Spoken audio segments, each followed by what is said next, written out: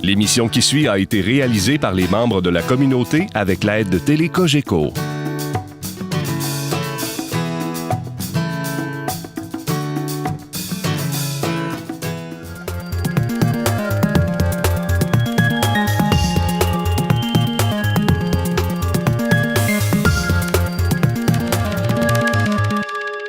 Cette semaine, dans le cadre de notre capsule financière, on retrouve M. Sylvain Marleau, conseiller en placement pour la financière Banque nationale, et aujourd'hui, on parle de l'état de l'économie québécoise.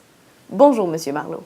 Bonjour Karine, effectivement, je veux aujourd'hui qu'on discute de l'état de l'économie du Québec, mais de façon un peu théorique.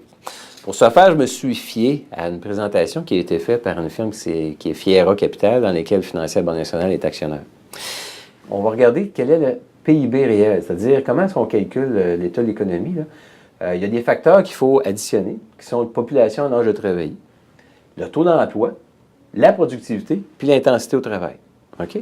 Si on prend chacun des items et qu'on discute un peu, bien, quand on jase de population en âge de travailler, on parle des gens qui ont 15 ans et plus. OK? Et ce qu'on veut voir ici, c'est une croissance. On veut voir un développement, de plus en plus de gens qui vont travailler. OK? Par exemple, mes parents qui sont arrivés dans les années 65-70 sur le marché du travail, à cette époque-là, il y avait de plus en plus de gens qui avaient des emplois, qui avaient des revenus. Donc, on voyait des maisons de plus en plus se bâtir, les gens s'achetaient des autos, ils allaient acheter des meubles, ils ont commencé à voyager à quelque part dans les années 70. Donc, il y avait une croissance dans toute l'économie parce qu'il y avait de plus en plus de gens qui travaillaient. Or, si vous regardez, si on analyse depuis les années 71, les décès et les naissances, ça a toujours été en haut de zéro. Mais là, à partir de 2030, on nous annonce qu'il y aura au Québec plus de décès que de naissances. Alors, normalement, ça peut être compensé, entre autres, par l'immigration, mais on nous annonce que, bon, les dernières années, on a accueilli à peu près 40 000 immigrants au Québec chaque année. Là, on nous annonce que ça va peut-être être en décroissance. Donc, on s'en va au Québec vers une diminution de notre population jusqu'à un certain point. Quand on regarde au niveau de la création d'emplois au Québec, regardez, d'octobre 2012 à février 2014, on a perdu 108 000 emplois au Québec. Pendant ce temps-là, en Ontario, ils ont perdu 2 900 emplois.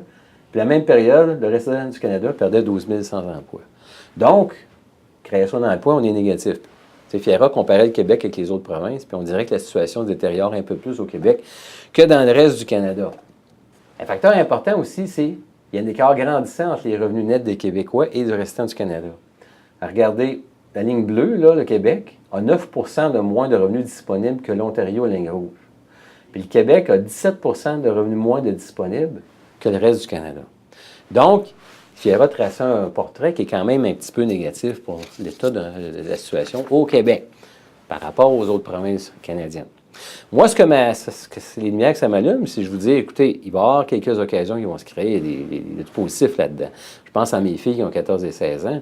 Je pense que ça nous annonce une pénurie de main-d'œuvre. Il y a plus de gens qui arrivent à la retraite, qui vont sortir du marché du travail. Il n'y a pas assez de jeunes pour prendre tous les emplois. Pénurie de main-d'œuvre. Il va rareté. Normalement, il va peut-être avoir des meilleurs salaires, plus de facilité, moins de compétition. Ça devrait être positif. Il me dit aussi, les immigrants qu'on va rentrer au Québec, il faut qu'ils soient formés, il faut qu'ils soient éduqués. En tout cas, ce qu'on veut, c'est qu'ils viennent travailler, augmenter la population au travail. On ne veut pas qu'ils embarquent sur nos programmes sociaux, puis rester à la maison, puis qu'on les paye. Ça va alourdir encore plus le Québec. J'ai lu qu'en ce moment, il y a plus de gens de 65 ans au Québec que des jeunes de 15 ans. Wow! Ça va amener quoi? Ça va amener plus de maisons à vendre. Moins de consommation d'items comme, par exemple, les meubles, les électroménagers, la décoration. Les gens, probablement, à la retraite, vont moins au restaurant. S'habillent moins.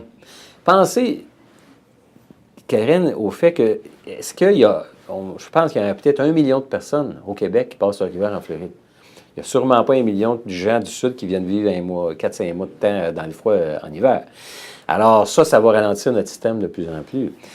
Les taux d'intérêt, ils vont aller où, Karine? Écoutez, plus de gens qui vieillissent, moins qui consomment. Donc, normalement, ça devrait amener les taux d'intérêt vers la baisse. Par contre, les plus jeunes vont arriver, tout le monde va avoir des emplois, va dépenser son argent. Avec les taux d'intérêt à tendance, c'est quand même pas facile d'évaluer. En ce moment, il y a beaucoup de compétition dans tous les domaines. Ça va-tu rester comme ça? Je ne sais pas. Moi, en ce moment, les années 2010, il n'y a pas un domaine qui n'a pas énormément de compétition.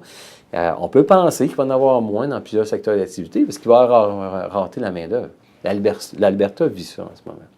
En fait, Karine Fiera traçait un portrait du Québec, qui est l'état de la situation par rapport aux autres provinces, qui est très négatif. C'est vrai, mais il y a aussi des opportunités que ça va créer. Faisons juste penser à la pénurie de main-d'œuvre sur laquelle je reviens. Bien, merci beaucoup, M. Marleau.